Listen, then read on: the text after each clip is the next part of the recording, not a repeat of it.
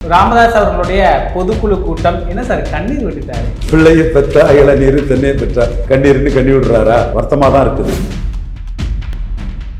மருமகளுக்கும் மாமனாருக்குள்ள சண்டை மாதிரி தான் இது தெரியுது.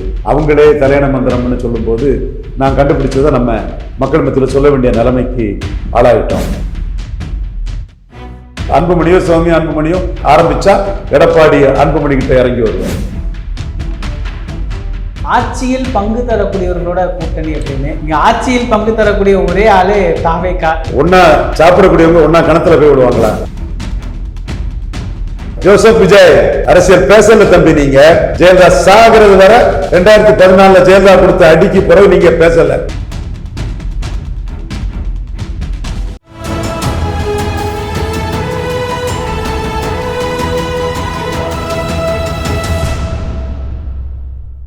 தமிழரம் நேயர்களுக்கு வணக்கம். இன்று நம்மிடையே அரசியல் விமர்சகர் திரு ரவீந்திரன் துரைசாமி அவர்கள் இணைந்துள்ளார். சார் வணக்கம். சார் வணக்கம் தம்பி. எப்படி இருக்கிறீங்க சார்? நல்லா இருக்கும் தம்பி. சார் நேத்து ராமதாஸ் அவர்களுடைய பொதுக்குழு கூட்டம் என்ன சார் கண்ணீர் விட்டுட்டாரு? கஷ்டமா தான் இருக்கு. என்னத்தை சொல்ல, பிள்ளையை பெற்றா இளநீர் தென்னே பெற்றா கண்ணீர்னு கண்ணி விடுறாரா? தப்பு பண்ணிட்டாரு, என்ன செய்ய முடியும்? ஏதோ பெரிய உயரத்துக்கு போக வேண்டியவர் நம்மளை தட்டிட்டோன்னு அவர் ரொம்ப சந்தோஷப்பட்டாரு. ஏதோ ஒரு நாடார் நம்ம கட்சியை நடத்துகிறானா அப்படி ஒரு பேர் வருதா பார்த்துடலாமெல்லாம் சொன்னார். தேவையா? அவரால் இன்றைக்கும் நான் பாப்புலர் ஆனவங்கிறத ஒத்துவிடக்கூடியவன். அவர் சக்தியாக இருக்கிறதுல என்னோட பங்களிப்பும் உண்டு. அவர் சக்தியை வச்சு தான் நான் புகழும் பெற்றேன். இதுதான் உண்மை. ஜெயலலிதா அவரை கொடுமைப்படுத்தினதுக்கு ஏற்க ஜெயலலிதாவுக்கு கடவுள் ஜெயலலிதாவுக்கு தண்டனை கொடுத்தான்னு சொல்லக்கூடியவன். என்ன சொல்ல, எவ்வளோ பெரிய உயரத்துக்கு போக வேண்டியவர் அவர் தன்னுடைய தவறான முடிவுகளால். அன்புமணி வேற மாதிரி சொல்லுவார் தவறான முடிவுன்னு. நான் ஏன் புள்ளியிலேருந்து நான் சொல்லுவேன். வருத்தமாக தான் இருக்குது. மிகப்பெரிய ஒரு சக்தி, மிகப்பெரிய சமூகநீதி காவலர். அவர் ஒரு சமூகத்துக்கு செய்த அளவுக்கு யாரும் எந்த சமூகத்துக்கும் செய்யலை. பட் இன்னைக்குள்ள காலம் அவருக்கு வயசாயிட்டு மகன் கையில் கொடுத்துட்டாரு. கொடுத்துக்கிட்டா அவர் ஒதுங்கியிருக்கணும். முலாயம் சிங் யாதவ் மாதிரி, தேவகோடா மாதிரி ஒதுங்கியிருக்கணும். அல்லது கொடுத்துருக்க கூடாது. கருணாநிதி மாதிரி கொடுக்காமலே வச்சுருக்கணும். கொடுத்துட்டீங்க, ஏமாந்துட்டீங்க. வேற என்ன சொல்ல? இப்போ யார் முடிவு பண்ணுறதுங்கிறதுல எனக்கு மாடர்ன் ஆளு, உங்களை விட நான் மாடர்ன் பொலிட்டிக்ஸ் எனக்கு தெரியும்னு அன்புமணி சொல்கிறாரு. அட்லீஸ்ட் நீங்கள் சௌமியா அன்புமணிக்கு ஃபுல்லாக கோஆப்ரேட் பண்ணி முதல்ல அவங்கள கோஷ்டி மோதல் இல்லைன்னு தர்மபுரியில் கேண்டிடேட் போட்டால் அவங்க ஜெயிக்கவாது செய்திருப்பாங்க. மோடிக்காவது தமிழ்நாட்டிலேருந்து ஒரு எம்பி வந்திருக்கோம். அப்போவே அது ஆரம்பிச்சுட்டு, இன்னும் சொல்லப்போனால் மருமகளுக்கும் மாமனாருக்குள்ள சண்டை மாதிரி தான் இது தெரியுது. நான் அதை சொல்லக்கூடாதுன்னு தான் நினச்சேன். அவங்களே கல்யாண மந்திரம்னு சொல்லும்போது நான் கண்டுபிடிச்சதை நம்ம மக்கள் மத்தியில் சொல்ல வேண்டிய நிலைமைக்கு ஆளாயிட்டோம். 6 வருடம் என்ன 60 வருடம் இல்லான்னு சொன்னவர். ஓகே, அது விடுங்க, வளர்ந்த கதை. அதில் மீண்டும் நடந்ததை குத்தி கிளறாண்டாம். சில ஆதங்கள் இருக்கும்போது நான் தான் காப்பாற்றினேன், ஏமாத்திட்டாருங்கிறத நம்ம சொல்லுவோமே தவிர அவரால் தான் பாப்புலர் ஆனோம். அந்த நன்றியை காட்டுவோம். இதில் இன்னைக்குள்ள சூழ்நிலை அவருக்குள்ள வாய்ப்பு என்னன்னா, எடப்பாடி அன்புமணி எழும்புனா 20 வருஷம் வன்னியர் அரசியல் இருக்கும். அதனால அன்புமணி எழும்பக்கூடாது. இவரை ஒரு முக்கியத்துவம் கொடுத்து அரசியல் பண்ணால் இவர் காலத்தோடு அது முடிஞ்சு போயிடும். அதுதான் இந்த பகுதியில் வன்னியர்களை இது பண்ணுறதுக்கு நல்லதுங்கிற ஒரு முடிவு எடப்பாடி பழனிசாமி எடுக்கலாம். இதில் அலர்ட்டாக இருக்க வேண்டியது இவர் இல்லை, அன்புமணி தான். இவர் கரெக்டாக தான் அரசியல் பண்ணுறாரு. திமுக ஆப்ஷனையும் ஓப்பன் பண்ணுறாரு. பிஜேபி ஆப்ஷனை மட்டும் கொஞ்சம் அந்த வழக்கு இதெல்லாம் வரவும் க்ளோஸ் பண்ணுறாங்க. திமுக ஏஜென்ட்னு சொல்லும்போது பாஜக ஏஜென்ட்னு திருப்பி அடிக்கிறாங்க. ஸோ இவங்களோட எதிர்காலம் எப்படி 2 பேரும் அன்புமணியும் ராமதாஸும் தங்கள் அரசியலை பண்ண போகிறாங்கங்கிறத பொறுத்து இருக்குது. கூட்டணி அரசியலை பொறுத்து இருக்குது. இதில் ராமதாஸை விட அலர்ட்டாக இருக்க வேண்டிய ஒரு அன்புமணி தான். ஏன்னா ராமதாஸுக்கு பல ரூட் இருக்குது. நான் எல்லா ரூட்டையும் நான் வெளிப்படையாக சொல்ல தயாரில்லை. பல ரூட் இருக்குது ராமதாஸுக்கு, அது மட்டும் எனக்கு தெரியும். அன்புமணிக்கு எக்ஸசிவ் டிஎம்கே எதிர்ப்பு சொல்லி எடப்பாடி மட்டுமே ரூட்டு, பாஜக காப்பாற்றுவான், எடப்பாடி காப்பாற்றுவார்னா 2 பேரும் கைவிட்டு சிக்கலாயிடும். நீங்கள் தான் உங்களை காப்பாற்றிக்கிடணும். அன்புமணி தான் அன்புமணியை காப்பாற்றிக்கணும். தைரியமாக எங்களால் ஜாதிவாரி கணக்கெடுப்புன்னு பொத்தாம்பொதுவான ஒரு கருத்தை சொல்லி அதை தாண்டி எங்களால் 10.5 அல்லது 15, 12 வன்னியருக்கு தனி ஒதுக்கீடு எடுத்து வைங்க திராவிட கட்சிகள் என்று சொல்லி எங்களால் நிற்க முடியும்னு நீங்கள் போல்டாக எடப்பாடியிலிருந்து அன்புமணியோ சௌமியா அன்புமணியோ ஆரம்பித்தா எடப்பாடி அன்புமணி கிட்ட இறங்கி வருவார். அது இல்லைன்னா அன்புமணியை கைவிட்டுக்கிட்டு நானே ஸ்ட்ராங்காக இருக்கிறேன், இந்த பூத் வைஸ் நான் பார்த்துட்டேன், வன்னியர் ஓட்டெல்லாம் என்கிட்ட வந்துட்டு, உங்களுக்கு சேலத்திலே 9 விழுக்காடு தான், அதில் 5 விழுக்காடு கார்காத்தாரு, தேவாங்கர் செட்டியார், 24 மலை செல்லி செட்டியார், நாடாரு, வெள்ளாள கொண்டன்னு விழுந்த ஓட்டு. உங்கள் ஓட்டெல்லாம் என்கிட்ட வந்துட்டு 19 நான் 8000 ஓட்டு கீழே கடந்தேன் இதே மக்களவை தேர்தலில். இந்த அணி 30 விழுக்காடு வாக்கெடுக்கும் போது.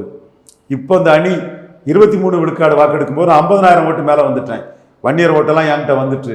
அன்னைக்கு ஜெயலலிதா அம்மையாரே சிதம்பரத்தில் டெபாசிட் இழந்தாங்க. ஜெயலலிதா, ரஜினிகாந்த், சங்கராச்சாரியார் எல்லாருமே தடா பெரியசாமியை விட்டு டெபாசிட் இழந்தாங்க. யாரெல்லாம்? சங்கராச்சாரியார். சங்கராச்சாரியோட கைதுக்கு ஏற்க ஜெயலலிதா தண்டனை கொடுத்துங்கிறத நான் பேச தயங்காதவன், உண்மையே பேசுவேன். சங்கராச்சாரியார், எங்க அண்ணா ரஜினிகாந்த், ஜெயலலிதா எல்லாருமே டெபாசிட் இழந்தாங்க. அந்த இடத்துல அதிமுக 2வது வந்திருக்கு. பாமக ஆதரிச்ச பாஜக டெபாசிட் போயிருக்கு. உங்க ஓட்டெல்லாம் என்கிட்ட வந்துட்டு. அப்ப இதுல ஏதோ ஒரு அடையாளத்துக்கு ஒரு ராமதாஸ் போதும். எனக்கு ஒரு அடையாளத்துக்கு ராமதாஸ் போதும். அன்புமணிக்கு நான் அதிகம் கொடுக்காண்டாம். இப்படி ஒரு முடிவு எடப்பாடி எடுத்துட்டாருன்னா அன்புமணி மாட்டிக்குவார். அதான் அன்புமணிக்கு திரும்ப திரும்ப சொல்றேன், தனிச்சு களமாடுங்க, தைரியமா களமாடுங்க. எடப்பாடியில் அவரை நெருக்கடி கொடுங்க. அப்பதான் உங்ககிட்ட இறங்கி வருவார். அல்ல ராமதாஸ்கிட்ட இறங்கி போய் நீங்க ஓவர் டிஎம்கே எதிர்ப்புல உங்க ஓட்டெல்லாம் டிஎம்கே எதிர்ப்பு ஓட்டு தான், டிஎம்கே எதிர்ப்பு ஓட்டெல்லாம் எனக்கு தானே இந்த பகுதியில் வந்தாகணும்னு அவர் பெறுவார். ஸோ இந்த இடம் யார் எப்படி கூட்டணி அமைச்சு 26 எதிர்கொள்ள போறாங்கிறத பொறுத்து தான் இந்த போராட்டம் இருக்குது. அதுல சந்தர்ப்ப சூழ்நிலை யாருக்கு எப்படி அமைதுங்கிறத எதிர்பார்த்து 2 பேருமே காத்திருக்காங்க. நான் தனிச்சு போட்டியோட சக்தி படைச்ச அன்புமணி எடப்பாடியில் நெருக்கடி கொடுக்கணுங்கிற கருத்தை நான் சொல்றேன். முடிவெடுக்க வேண்டியது அன்புமணி. ஆனா இவ்வளவு நாள் அன்புமணி அவர்களை ஒரு சாஃப்ட் ஹேண்ட் இல்லாட்டி ஒரு மறைமுக தாக்குதல் தான் நம்ம பார்க்க முடியுது. ஆனா நேற்று ரொம்ப நேரடியாவே அன்புமணியை தாக்குறாங்களே. சரி, நீங்க இவங்களே கூட்டணி போகக்கூடிய கட்சி தான். தனிச்சு நின்று 2016 மாற்றம் முன்னேற்றம் அன்புமணின்னு வந்தாங்க. ராமதாஸ் முன்னிறுத்த அன்புமணி அந்த சமுதாயம் ஒத்துக்கிட்டாங்க. ஜானாரிக்கு உனக்கும் கிரெடிட் கொடுக்குறோம்பா, ஒன்னால அன்புமணியை பெண்ணரத்தில் ஜெயிக்க வைக்க முடியல, நாங்க உள்ள புகுந்து காலி பண்ணி எடுத்துட்டோம், அது எங்க வியூகங்கள் வேற. பட் அன்புமணி எடுத்து 5.5% ஓட்டும் அன்புமணியை ஏத்துக்கிட்ட ஓட்டு, ஸ்டாலினை ஏத்துக்கிடாத ஓட்டு. இந்த இடம் தான் அன்புமணிக்கு பிளஸ். அதுலதான் எடப்பாடி நம்பி மைனஸ் ஆயிடக்கூடாது அன்புமணி அலர்ட் பண்றேன். எடப்பாடி உங்களால் அவருக்கு பாதிப்புனாதான் உங்களுக்கு சீட்டு தருவார். ஸோ இந்த இடம் அன்புமணியை 2014 அக்செப்ட் பண்ண வச்சுட்டாரு. முதலமைச்சர் கேண்டிடேட் அக்செப்ட் பண்ணிட்டாங்க அவரை. அப்புறம் கட்சி தலைவராட்ட அவரை கொடுத்துட்டாங்க. நம்ம கொடுத்ததை எப்படி எடுக்க முடியும்? நீங்களே எத்தனாவது கட்சி தமிழ்நாட்டில் இன்னைக்கு? 4.3 விழுக்காடு ஓட்டு கிடைச்சிருக்குது. இது எத்தனாவது இடம்? பிஜேபிக்கும் கீழே. பிஜேபி 11.4 கிடைச்சிருக்கு. பட் ஒரு ஏரியாவில் கிடைச்சதுனால உங்களுக்கு மெரிட்டு. அந்த மெரிட்டையும் ஸ்பிளிட் ஆகி கெடுத்து வச்சிருக்கிறீங்க. இது ஒரு பெரிய பிளவு தானா சார்? எப்படி இது? ஏன்னா அப்போ முதல்லலாம் அவங்க பொண்ணு என்ன சொல்லுவாங்கன்னா, தம்பி நீ வரணும் அப்படி நல்லா பேசினாங்க, நான் ஒற்றுமைப்பேன் 2 பேர்த்தையும் சேர்த்து வேணாங்க. இப்போ என்னடானா நீ யாருடா பேசுறதுக்குன்ட்டு அப்படி ஒரு துணி அவங்க கிட்ட தெரியுது. அவங்க மச்சானும் அதே மாதிரி தான் பேசுறாரு. இது ஒரு பெரிய பிளவு தானே? நீங்கள் முன்னாடியே சொன்னீங்க தேர்தலுக்கு பிறகு சேருவாங்கன்னு, அதுவே வாய்ப்பு இல்லை மாதிரி தெரியுது. அப்போ இந்த வன்னியர் இது நிற்கணும்னா அன்புமணியால தான் நிற்க முடியும்னு சமூகம் நினைப்பாங்க. ஆனால் அது நிற்கக்கூடாதுன்னு எடப்பாடி நினைப்பார். இதுதான் அந்த சமூக மக்களே குழம்பி போயிருக்காங்க. எடப்பாடி இப்படி ஒரு சிந்தனையில் இருக்கு. நான் எடப்பாடிக்கு எதிராக தான் சொல்றேன், அதை நான் வெளிப்படையாக சொல்லி தான் சொல்றேன். பட் நீங்க ஏமாந்துடாம இருக்க வேண்டியது உங்க பொறுப்பு, அவ்வளவுதான். ராமதாஸ் எல்லா ஆப்ஷனையும் ஓப்பன் பண்ணி கரெக்டாக தான் பொலிட்டிக்ஸ் பண்றாரு. அன்புமணி அவர் எடுத்து 5.5% ஓட்டு ஆன்டி ஸ்டாலின் ஓட்டு, அதனால அவர் ஆன்டி ஸ்டாலின் பண்றாரு. தப்பு இல்லை, அது கரெக்டான ஒரு வீகம் தான். ஆனா அதுல எடப்பாடி கிட்ட ஏமாந்துடக்கூடாது. எடப்பாடி உங்களுக்கு என்ன வழி இருக்குன்னு ராமதாஸை சேர்த்துக்கிட்டு அன்புமணியை கலத்தி விட்டுட்டாருன்னா அன்புமணிக்கு சிக்கலாயிரும். அதுக்கு அலர்ட்டா இருக்கணும். One must be very alert in politics. One must be very very alert in politics regarding Edappadi Palaniswami. சாதாரண ஆள் இல்லை, ராஜதந்திரி. கவுண்டர் பண்ணுவார். கலைஞர் புரட்சி தலைவர் மாதிரி தலைவராக ஆசைப்படுறாரு. அப்போ இந்த பெல்ட்டுக்குள்ள வன்னியர் பிரச்சனை இருக்கக்கூடாது நமக்கு. ஒன்ஸ்பாரால் அவங்கள யார் மேலே வருவாங்களோ அவங்கள தட்டி விட்டாதான் நம்ம நிற்க முடியும். இப்போ அருள், ஜி.கே. மணி அவங்க எல்லாமே திமுக கைக்கூலின்னு ஒரு பக்கம் அன்புமணி சொல்றாரு. அன்புமணியே இவங்க ஆர்எஸ்எஸ்ன்னு சொல்றாங்க. எப்படி இப்போ எடப்பாடி பழனிசாமி ராமதாஸை எடுத்துக்குவாருன்னு எப்படி எடுத்துக்க முடியும்? இவங்க திமுக ஆதரவு நிலைப்பாட்டில் தானே இவங்களுடைய பயணம். எண்ட் ஜஸ்டிஃபைஸ் மீன்ஸ்ன்னு என்ன அரசியலும் எடுக்கலாம். டாக்டரையா மலத்தில் நெளிவும் புழு போன்றவர் ஜெயலலிதான்னாங்க, இன்னும் கடுமையாக அமர்ச்சாரு. கலைஞர் அசிரத்தையா இருந்துட்டாரு. டாக்டர் ஏடிஎம் கிட்ட சேர மாட்டாருன்னு. அப்போ நீங்கள் மட்டும் இந்திரா காந்தி அம்மையார்கிட்ட எண்ட் ஜஸ்டிஃபைஸ் மீன்ஸ்ன்னு 80 போய் எம்ஜிஆர் 2 எம்பின்னு ஆக்குனீங்க. நீங்கள் 16க்கு 16 சென்ட் அடிச்சிங்கல்ல, அதே மாதிரி நாங்களும் எண்ட் ஜஸ்டிஃபைஸ் மீன்ஸ்ன்னு பாமக அதிமுக கூட்டணி நான் உருவாக்கினேன். அப்புறம் என்ன கலைஞர் முரசொலியில் எழுதுனது, விமர்சனம் கொடுத்ததெல்லாம் வரலாறு. அதே மாதிரி எண்ட் ஜஸ்டிஃபைஸ் மீன்ஸ்ன்னு எடப்பாடியும் அன்புமணியை திராட்டில் விட்டுக்கிட்டு டாக்டர் ராமதாஸை கையில் எடுத்துட்டாருன்னா அன்புமணி என்ன முடிவு எடுப்பாரு? பெரிய அணி வரும், எல்லா அணி வரும்னு நீங்கள் சொல்றீங்க. பாஜகவும் எடப்பாடியும் உங்களை கைவிட்டுட்டான்னா நான் அலர்ட் தான் பண்றேன். அது எடப்பாடி கிட்ட அன்புமணி ஏமாந்துடக்கூடாதுன்னு அலர்ட் பண்றேன். முடிவெடுக்க வேண்டியது அன்புமணி. இப்ப நான் வெளிப்படையா சொல்லிட்டேன், இந்த சண்டையில எனக்கு பழைய விரோதத்தெல்லாம் நான் காட்டல. ஐயாவெல்லாம் நான் பொழுது பேசி முடிச்சிட்டேன். அந்த விரோதம்லாம் எனக்கு முடிஞ்சுது. எடப்பாடியை ஐயர் நாடாரு என்ன செய்ய முடியும்னு கேட்ட மிதுன் பழனிசாமிக்கும் எடப்பாடி பழனிசாமிக்கும் பாடம் படிச்சு கொடுக்க தான் நான் அரசியலுக்குள்ள நிற்கிறேன். அதை தான் நான் சொல்லிட்டேன். அப்ப அந்த இடத்துக்குள்ள எனக்கு இப்போ முக்கியமானது அன்புமணிக்க முடிவு. அன்புமணி எடப்பாடி கிட்ட ஏமாந்துடக்கூடாது. நீங்க 30 சீட் எடப்பாடி கிட்ட வாங்கினா I will be happy. Anbumani வாங்கிட்டாருன்னா ஹாப்பி. அதுக்கு வழி எடப்பாடியில் அவரை தோக்கடிப்பண்ணு 10.5 எடப்பாடி ரெட்ட வேஷம் போடுறாரு. முத்தரையர் முக்குலத்தோர்கிட்ட ஒண்ண பேசுறாரு, கடலூர்ல வன்னியர்கிட்ட ஒண்ணு பேசுறாருன்னு அதை அடிச்சு நீங்க வன்னியர் மத்தியில நின்னாதான் அவர் மிரண்டு போய் உங்ககிட்ட வருவார். இப்போ இந்த RSS உடைய ஆள் அன்புமணி அப்படின்னு சொல்லும் போதே நமக்கு ஒரு விஷயம் புரியுது. என்ன அப்படின்னா கிட்டத்தட்ட பாஜகவோட போற மாதிரி தான். என்னங்க RSSம் பாஜகவும் அன்புமணிக்கு செய்துட்டாங்க. சகோதரி சௌமியா அன்புமணி இந்துத்துவ உணர்வுகளை சொல்றதுக்கு அந்த சகோதரியை நான் மனசார பாராட்டுறேன். அது இன்னைக்கு இல்லை, அன்னைக்கே அவங்கள நான் பாராட்டி தான் இருக்கிறேன். அவங்க எம்பி ஆகி மத்திய இணைச்சர் ஆகணும்னு மனசார நினைச்சோம். பட் அந்த உணர்வு அவங்களுக்கு கரெக்டா இருந்தாலும் பாஜக அவங்களுக்காக இதுவரை என்ன பண்ணிட்டு? ராமதாஸ் அன்னைக்கு எவ்வளவு வேதனைப்பட்டாரு. இதே அன்புமணிக்காக ராமதாஸ் 2014 மத்திய அமைச்சர் தரமாட்டாங்களான்னு கொஞ்சம் நஞ்ச வேதனையா பட்டாரு. நான் தான் சொன்னேன் 3 எம்பிக்கு ஒரு MOS முடிவு பண்ணிருக்காங்க, தரமாட்டாங்கன்னு. ஆசைப்பட்டாரா இல்லையா? அப்ப அந்த அளவுக்கு என்ன பண்ணிட்டாங்க அவங்க? இப்ப கட்சி இதுக்குள்ள அன்புமணிக்கு சாதகமான ஒரு சூழ்நிலை இருக்குன்னா மெஜாரிட்டி அவுட்ட தானே இருக்கு. அதுல ஃபேவர் பண்ணிட்டாங்கன்னு சொல்றதுக்கு என்ன இருக்கு? மெஜாரிட்டி அவுட்ட தான் இருக்கு. ராமதாஸ் பாஜக ஃபேவர் பண்ணதாட்டு நினைக்கிறார். ராமதாஸ் அன்புமணிக்கு எலெக்ஷன் கமிஷன் பாஜக மூலமா ஃபேவர் பண்ணதாட்டி ஃபர்ஸ்ட்ல எலெக்ஷன் கமிஷன்ல ஊழல்னாரு. இப்போ பாஜகவே அடிச்சிட்டார். ஃபர்ஸ்ட் ஸ்டெப் எலெக்ஷன் கமிஷன்ல ஊழல்னாரு, செகண்ட் ஸ்டெப் பாஜகவே அடிச்சிட்டார். அப்போ அவர் பாஜக எதிர்ப்புல தேவைப்பட்ட அவர்கிட்ட பல வியூகங்கள் இருக்கு. நான் ஒன்றும் வெளிப்படையாக சொல்ல வேண்டிய அவசியம் இல்லை. அன்னைக்கு முக்கால உணர்ந்த உங்களின் அரசியல் ஆலோசனை ஒருவராக ஏற்றுக்கொண்டு கைப்பட எழுதி தந்திருக்கிறார். அது கடந்த காலம், அதெல்லாம் முடிஞ்சு போச்சு. இப்போ அவருக்கு அனுபவத்தில் பல இது வச்சிருக்கிறாரு. அதுல ஏதாவது ஒன்று எடுத்து விடுவார். அன்புமணி தான் எடப்பாடி கிட்ட அலட்டா இருக்கும். இப்போ ராமதாஸ் அவர்கள் இந்த பொதுக்குழுல கண்டிப்பா கூட்டணி பத்தி அறிவிப்பா இருந்தா GK மணி அவர்கள் சொன்னாங்க. எல்லா ஊடகங்களும் அதை எதிர்பார்த்துட்டு இருந்தாங்க. ஆனா அவரு அதுக்கான காலம் இது இல்லைன்னு சொல்லிட்டாரு. ஆனா இன்னொரு விஷயம் சொன்னார்ல சார், ஆட்சியில் பங்கு தரக்கூடியவர்களோட கூட்டணி அப்படின்னு. இங்க ஆட்சியில் பங்கு தரக்கூடிய ஒரே ஆளு தாவேகா. என்ன சார் தாவேகா இது போறாரா? தாவேகா ஒரு 20 விழுக்காடு ஓட்டு நிரூபிச்சிருந்தாருன்னா போயிருப்பாரு. பல நிரூபிக்காத தாவேகாவுக்கு ஓட் டிரான்ஸ்ஃபரிங் கெப்பாசிட்டி கிடையாதுன்னு அவருக்கு தெரியாதா? ஆனா ஆட்சியில் பங்கு அங்க மட்டும்தானே சார் ஓப்பனா இருக்கு. அது சும்மா பேசுவாங்க. அதுக்காக ஒன்னா சாப்பிடக்கூடியவங்க ஒன்னா கணத்துல போய் விடுவாங்களா? பாலங்கணத்துல போய் விடுவாங்களா? விஜய்க்கு ஓட் டிரான்ஸ்ஃபரிங் கெப்பாசிட்டி என்ன? விஜய்க்கு ஸ்ட்ரென்த் என்ன? இது தெரியாதா ராமதாஸுக்கு? வேற வழி இல்லைன்னா போவார். ஒருவேளை கூட்டணி பேரம் அது வச்சிருப்பாங்களா சார்? ஏன்னா இன்னொரு பக்கமும் தெரியுது, ஒரு திமுக பக்கத்துல ஒரு ஹோல்டு கிடைச்ச மாதிரி அவருடைய பேச்சுல தெரியுது. அப்போ ஒரு கூட்டணி பேரத்துக்காக கூட இந்த தாவேக்காவை பயன்படுத்தலாம்னு எடுத்துக்கலாமா? தாவேக்காவை கூட்டணி பேரத்துக்கு தான் பயன்படுத்துவாங்க. தாவேக்கா வர போறதுக்கு யாரும் பயன்படுத்த மாட்டாங்க. தாவேக்கா செல்வாக்குங்கிறது கேள்விக்குறி தானே. நீங்க ஜெயலலிதாவுக்கு எதிராக மோடியை போய் பார்த்தாங்க. விஜய் வெத்து வெட்டு ஜெல்லாத நோட்டு 0% 2014 சீமானை பயன்படுத்தி 6 விழுக்காடு ஓட்டை ஏற்றிக்கிட்டு 144 பணம் எல்லாமே சீமான் மட்டும் இல்லை, 6 விழுக்காடு ஓட்டை ஏற்றிக்கிட்டு 39க்கு 37 ஜெயித்த காலத்துல இருந்து ஜெயலலிதா சாகிறது வர ஜோசப் விஜய் அரசியல் பேசல தம்பி. நீங்க ஜெயலலிதா சாகிறது வர 2014 ஜெயலலிதா கொடுத்த அடிக்கு பிறகு நீங்க பேசல.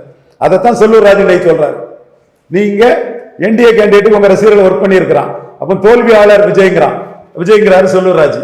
அதைத்தான் சுப்பிப்பாறை ரவிச்சந்திரன் கூட போய் சேர்ந்து வைகோக்கு ஒர்க் பண்ணீங்க.